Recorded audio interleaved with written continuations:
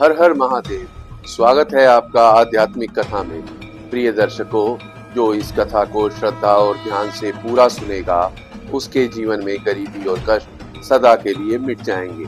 तो आइए आरंभ करते हैं इस दिव्य कथा का, और एक बार जोर से बोलिए हर हर महादेव।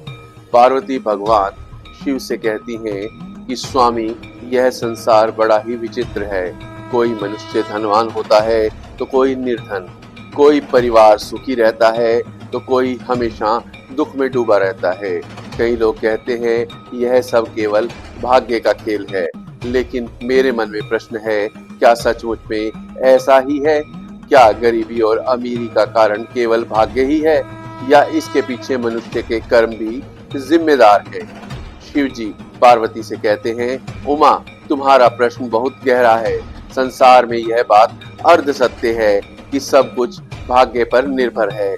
सत्य यह है कि मनुष्य के अपने कर्म, उसके आचरण और उसके पाप गुण ही उसके भाग्य का निर्माण करते हैं। भाग्य केवल एक परिणाम है, कारण हमेशा कर्म ही होते हैं। कुछ विशेष पाप ऐसे हैं जो लक्ष्मी को घर से दूर रखते हैं और दरिद्रता को न्योता देते हैं। जब पाप जीवन में जगह बना लेते हैं तब सुख और शांति धीरे धीरे विलुप्त हो जाती है। पार्वती भगवान शिव से कहती है, स्वामी, यह बात मेरे हृदय को छू गई, परंतु कृपा करके इसे विस्तार से बताइए कि कौन कौन से पाप ऐसे हैं जो इंसान को गरीब बना देते हैं, और कौन कौन से कर्म ऐसे हैं जो सुख समृद्धि को बनाए रखते हैं। शिव पार्वती से कहते हैं, देवी, इस रहस्य को केवल उपदेश से नहीं समझा जा सकता, इसे मैं तुम्हें कथा के माध्यम से सुनाऊंगा।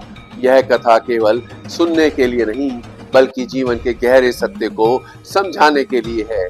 जिसने इसे ध्यान से सुना उसके जीवन से गरीबी और कष्ट और दुर्भाग्य दूर हो जाएगा। पार्वती भगवान शिव से कहती हैं, प्रभु, मैं ध्यान लगाकर आपकी कथा सुनना चाहती हूँ, कृपा करके मुझे वह कथा सुनाइए। शिव जी गंभीर स्वर में कथा आरंभ करते हैं। बहुत समय पहले की बात है कि भारत में एक नगर में एक व्यापारी रहता था। वह साधारण व्यापारी नहीं था, बल्कि अत्यंत परोपकारी और सत्यप्रिय था। उसका जीवन केवल धन कमाने में नहीं, बल्कि दूसरों की सेवा और ईश्वर की भक्ति में व्यतीत होता था। नगर के लोग उसका बहुत सम्मान करते थे, क्योंकि उसने कभी भी किसी का बुरा नहीं किया। उस व्यापारी के दो पुत्र थे, दोनों ही सुसंस्कृत, आज्ञाकारी और मेहनती थे। जब वे विवाह योग्य हुए तो व्यापारी ने उनके लिए योग्य पत्नियां ढूंढी। दोनों बहुएं घर में आई और परिवार और संपूर्ण हो गया। पार्वती, वह घर प्रेम, सौहार्द और शांति से भरा हुआ था। घर का हर सदस्य एक दूसरे की भावनाओं का आदर करता था। भोजन के समय साथ बैठकर भोजन करते थे और किसी भी कार्य को करने से पहले आपस में विचार विमर्श करते थे। उस घर में कोई झगड़ा नहीं था, कोई ईर्ष्या नहीं थी, केवल मिलन और आनंद था। जब व्यापारी की छोटी बहू विवाह करके इसके घर आई तो मानो घर का वातावरण बदल सा गया। वह बहू केवल सुंदर ही नहीं, बल्कि गुणवान भी थी। उसका व्यवहार मधुर था, उसकी वाणी में नम्रता थी और उसके आचरण में भक्ति और करुणा झलकती थी। उसके आते ही ऐसा प्रतीत हुआ जैसे स्वयं लक्ष्मी उस घर में आकर बस गई। व्यापारी का व्यापार दिन दूनी रात चौगुनी बढ़ने लगा। जहां पहले लाभ सामान्य था, वहीं अचानक वृद्धि होने लगी। ग्राहकों की संख्या बढ़ने लगी, व्यापार के सौदे सफल होने लगे, हर दिशा में उन्नति के संकेत मिलने लगे।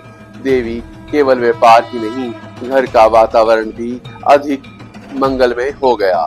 बड़ी बहू भी उसका साथ देती थी, दोनों मिलकर घर का कार्य करती थी। बेटों में आपसी प्रेम था और वे पिता का आदेश का पालन करते थे। घर में अन्न धन की कोई कमी नहीं रही। भोजन के समय विविध प्रकार के व्यंजन बनते थे। कोई अतिथि घर पर आता तो उसका आदर सत्कार किया जाता। उस घर का हर कोना सुख और आनंद से भर गया। पार्वती भगवान शिव से कहती हैं, स्वामी, यह सुनकर मेरा मन बहुत प्रसन्न हुआ। ऐसा परिवार तो हर किसी के लिए आदर्श है। क्या सब लोग उस परिवार की सराहना करते थे? शिव जी पार्वती से कहते हैं, नहीं देवी, संसार का स्वभाव यही है। जहाँ सुख और वैभव होता है वहाँ ईर्ष्या और जलन भी होती है। जो लोग स्वयं संघर्ष कर रहे होते हैं वे दूसरों की समृद्धि देखकर दुखी हो जाते हैं। यही उस नगर में हुआ। नगर के लोग उस व्यापारी की समृद्धि देखकर जलने लगे। वे आपस में कहने लगे, क्यों इस व्यापारी के घर में इतना वैभव है, क्यों इनके परिवार इतना सुखी है जबकि हम दुख झेल रहे हैं। क्या इनके पास कोई गुप्त वरदान है? धीरे धीरे हृदय में ईर्ष्या और विष भरने लगा। कुछ लोग चुगली करने लगे, कुछ लोग गलत बातें फैलाने लगे, कुछ तो व्यापारी के परिवार को नीचा दिखाने का प्रयास करने लगे। देवी, यही संसार का नियम है। जहाँ सुख होता है वहाँ ईर्ष्या जन्म लेती है। यही ईर्ष्या धीरे धीरे घर की शांति को भंग करने लगी। पार्वती भगवान शिव से कहती हैं, स्वामी, आपने बताया कि नगरवासी ईर्ष्या करने लगे, लेकिन केवल दूसरों की जलन से भी किसी के परिवार की सुख शांति नष्ट हो सकती है। शिव जी पार्वती से कहते हैं, उमा, यह सत्य है। जब समाज में ईर्ष्या और द्वेष का वातावरण फैलता है तो उसकी छाया अच्छे से अच्छे घर पर भी पड़ने लगती है। चुगली और अपशब्द धीरे धीरे संबंधों में विष घोल देते हैं।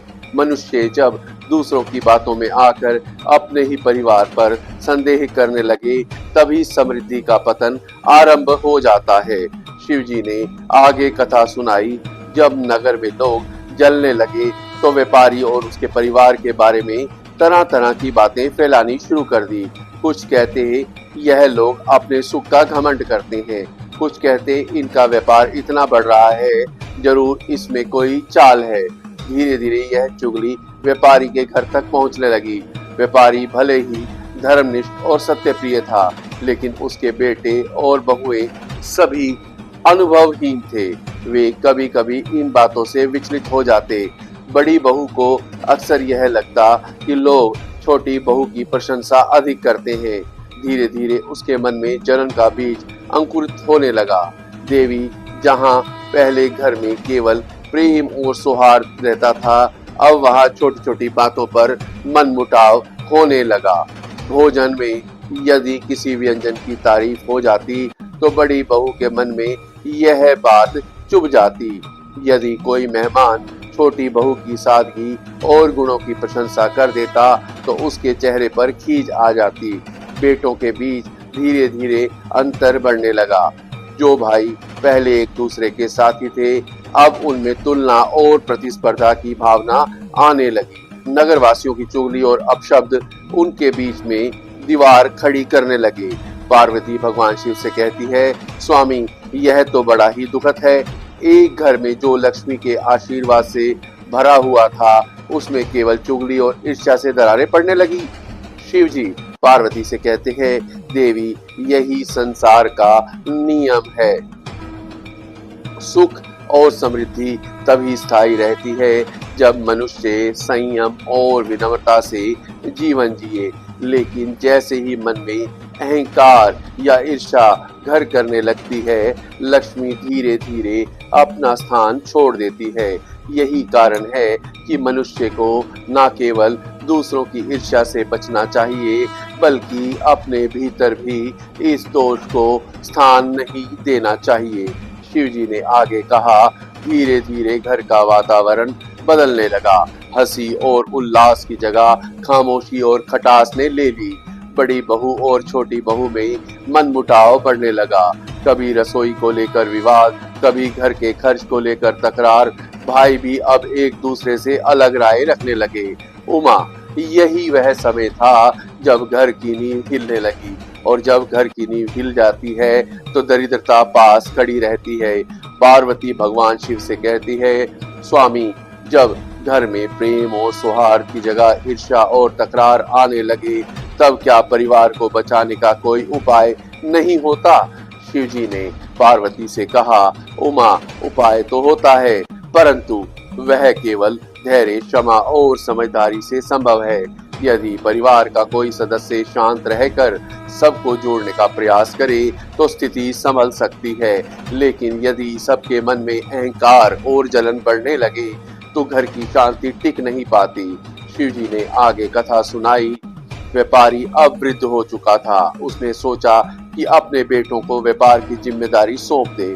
उसने दोनों पुत्रों को बुलाया और कहा, अब मेरी उम्र हो चुकी है। अब व्यापार की देखभाल तुम दोनों को करनी होगी। मैं चाहता हूँ तुम मिलजुल कर इस व्यापार को संभालो। दोनों बेटों ने अपने पिता की आज्ञा मान ली। शुरुआत में वे मेहनत और निष्ठा से काम करने लगे। व्यापार चलता रहा, परंतु धीरे धीरे उनमें अंतर आने लगा।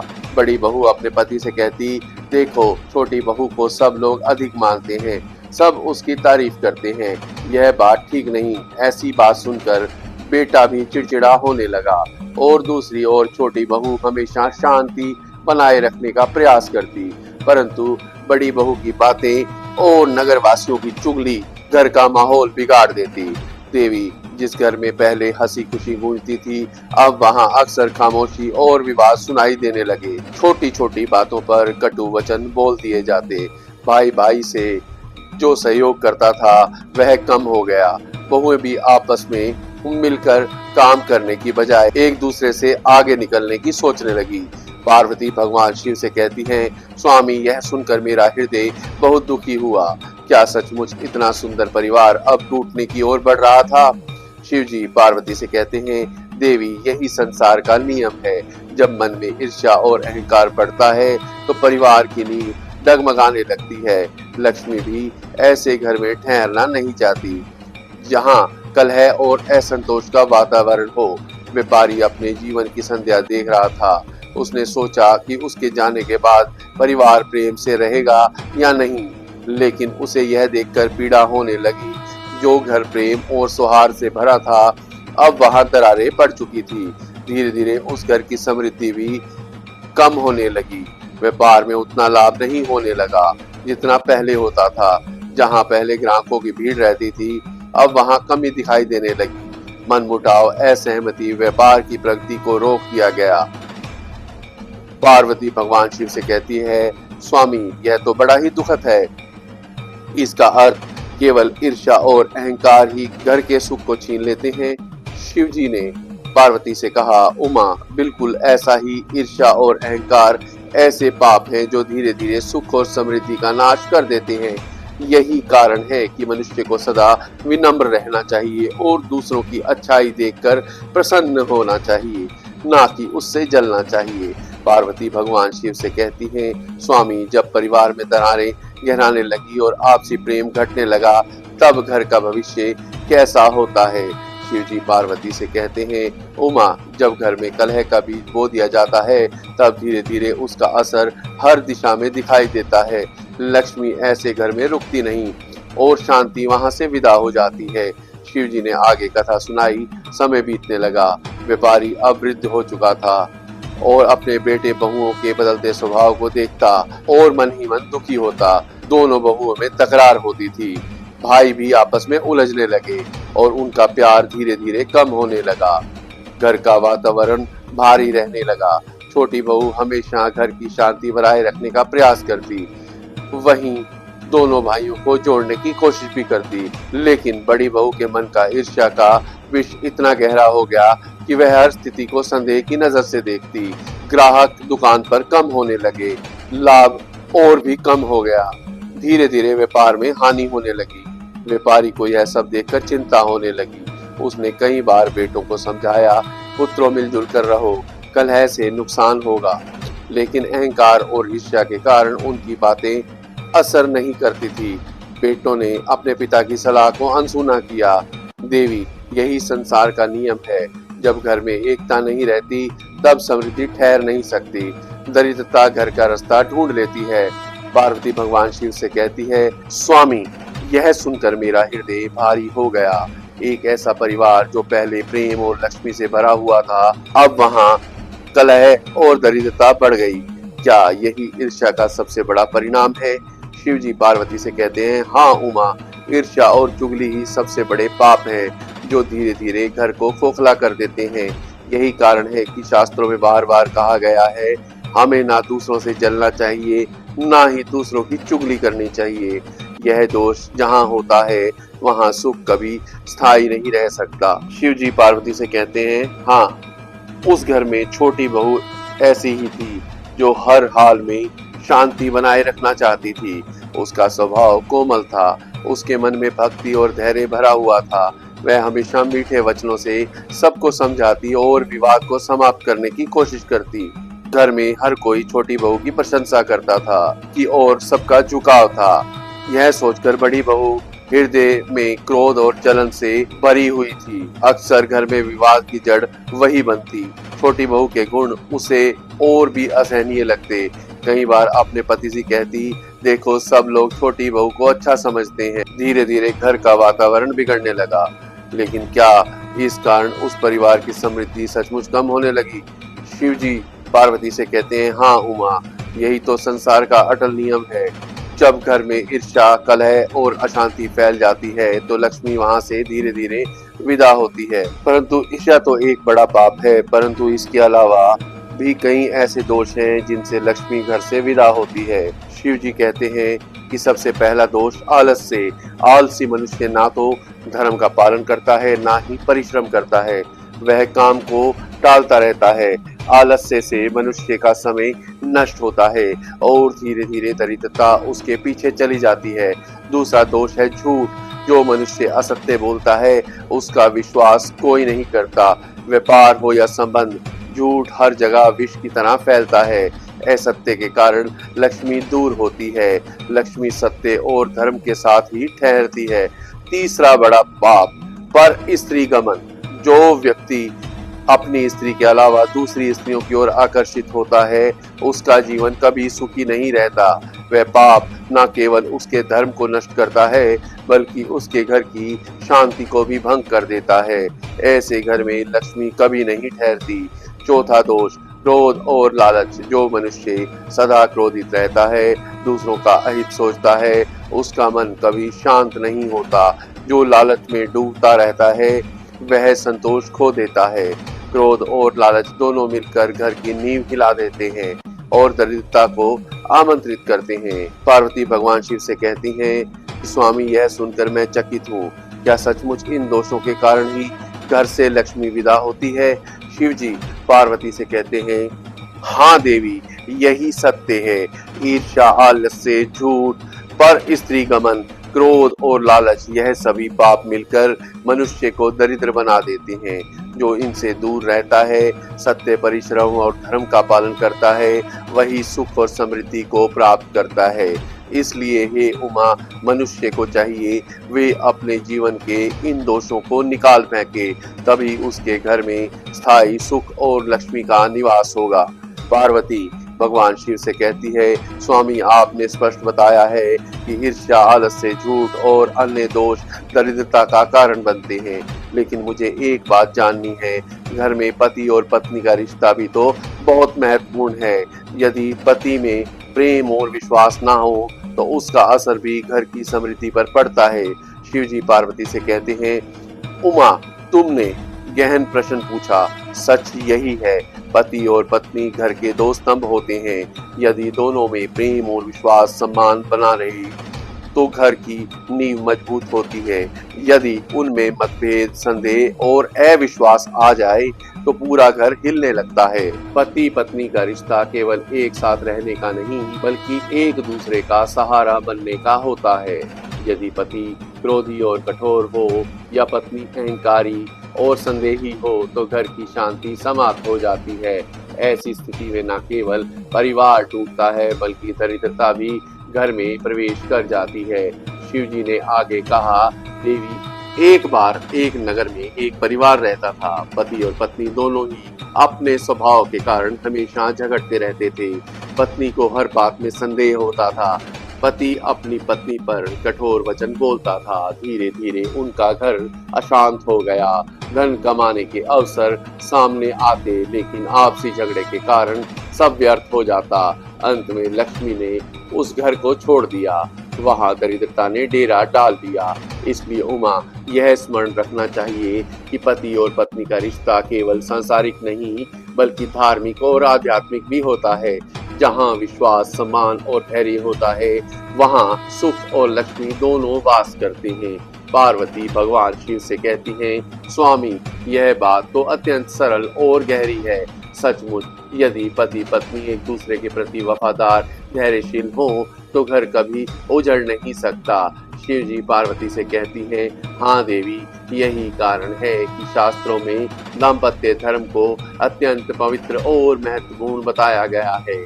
जब पति पत्नी एक दूसरे का सहारा बनते हैं तो लक्ष्मी स्वयं ऐसे घर में स्थायी निवास करती हैं। पार्वती भगवान शिव से कहती हैं, स्वामी अब मैं समझ गई हूँ कि घर की समृद्धि केवल धन से नहीं बल्कि अच्छे आचरण आपसी प्रेम से भी जुड़ी होती है। लेकिन कृपा करके यह बताइए कि किन लोगों की उपस्थिति घर के सुख और लक्ष्मी को नष्ट कर देती है। क्या सचमुच कुछ ऐसे लोग होते हैं जिनके रहने से लक्ष्मी घर में प्रवेश नहीं करती? शिव जी पार्वती से कहते हैं, हाँ उमा, यह बिल्कुल सत्य है। कुछ इस प्रकार के लोग ऐसे होते हैं जिनकी उपस्थिति ही घर की शांति और लक्ष्मी को नष्ट कर देती है। यदि यह लोग किसी परिवार में बस जाएं तो चाहे वह परिवार कितना भी धनी क्यों ना हो, अंत में दरिद्रता और अशांति ही पनपती है। पार्वती भगवान शिव से कहती हैं, स्वामी वे लोग कौन हैं? कृपा करके विस्तार से बताइए। शिव जी पार्वती से कहते हैं, देवी, पहला व्यक्ति जो मद्यपान करता है, शराब और नशा करने वाला मनुष्य न केवल अपने जीवन को नष्ट करता है बल्कि अपने परिवार की प्रतिष्ठा और शांति को भी डुबो देता है। ऐसे घर में लक्ष्मी कभी स्थायी नहीं रहती। दूसरा व्यक्ति जो जुआ खेलता है, जुए की लत मनुष्य को आलसी, लालची और लापरवाह बना देती है। धीरे धीरे धन खत्म हो जाता है, परिवार टूट जाता है और घर में केवल कलह और दरिद्रता रह जाती है। तीसरा व्यक्ति जो पर स्त्री गमन करता है, ऐसा मनुष्य अपने धर्म, अपनी पत्नी और अपने परिवार के साथ विश्वासघात करता है। इस पाप के कारण न केवल उसका जीवन नष्ट होता है बल्कि उसका घर भी अपवित्र हो जाता है। लक्ष्मी ऐसे घर को तुरंत छोड़ देती है। शिव जी आगे कहते हैं, उमा, यही तीन लोग घर में दरिद्रता और कष्ट लाते हैं। मद्यपान करने वाला, जुआ खेलने वाला और परस्त्री गमन करने वाला। इनकी उपस्थिति में ना तो शांति टिक सकती है, ना ही धर्म, ना ही लक्ष्मी का वास होगा। इसलिए मनुष्य को चाहिए वह इन दोषों से दूर रहे, अपने घर को इनसे बचाए। पार्वती भगवान शिव से कहती हैं, स्वामी यह तो बड़ा ही गहरा और स्पष्ट ज्ञान है।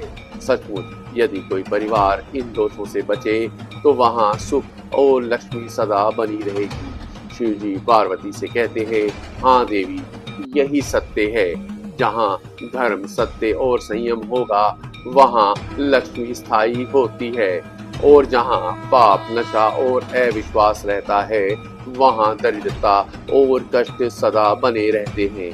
पार्वती भगवान शिव से कहती हैं, स्वामी आपने बड़े स्पष्ट रूप से बताया कि ईर्ष्या, आलस्य, झूठ, क्रोध, लालच और परस्त्री गमन जैसे पाप घर से लक्ष्मी को दूर ले जाते हैं। साथ ही जहाँ मद्यपान, जुआ और परस्त्री गमन होता है उस व्यक्ति का घर पूरी तरह से नष्ट हो जाता है। आप कृपा करके यह बताइए कि मनुष्य की समृद्धि और सुख बनाए रखने के लिए क्या करना चाहिए? शिव जी पार्वती से कहते हैं, उमा, मनुष्य के लिए सबसे बड़ा धर्म है सत्य, परिश्रम और संतोष। जो मनुष्य सत्य बोलता है, दूसरों का अहित नहीं सोचता और परिश्रम से जीवन यापन करता है, उसके घर में दरिद्रता कभी प्रवेश नहीं करती। जहाँ परिवार के लोग आपस में प्रेम से रहते हैं, एक दूसरे का सम्मान करते हैं और धर्म के मार्ग पर चलते हैं, वहाँ लक्ष्मी स्थायी निवास करती है। लेकिन जहाँ कलह, ईर्ष्या और अविश्वास होता है वहाँ दरिद्रता अपने आप चली आती है। देवी, मनुष्य को चाहिए कि वह अपने घर में धर्म का दीपक जलाए, ईश्वर की भक्ति करे, माता पिता का सम्मान करे, अपने परिवार के प्रति वफादार रहे। यही जीवन का सच्चा सुख है। पार्वती भगवान शिव से कहती है, स्वामी आपने जो ज्ञान मुझे दिया वह न केवल मेरे लिए बल्कि पूरे संसार के लिए कल्याणकारी है। सचमुच यदि मनुष्य इन बातों को अपने जीवन में उतार लेता है तो कोई दरिद्रता उसके घर में प्रवेश नहीं कर सकती। शिव जी पार्वती से कहते हैं, हाँ देवी, यही कारण है कि शास्त्रों में बार बार कहा गया है पापों से बचो और धर्म का पालन करो। यही सुख और समृद्धि का मार्ग है। आपको ये वीडियो पसंद आया हो तो इसे वीडियो को अधिक से अधिक शेयर करें और हमारे चैनल को सब्सक्राइब अवश्य करें। धन्यवाद।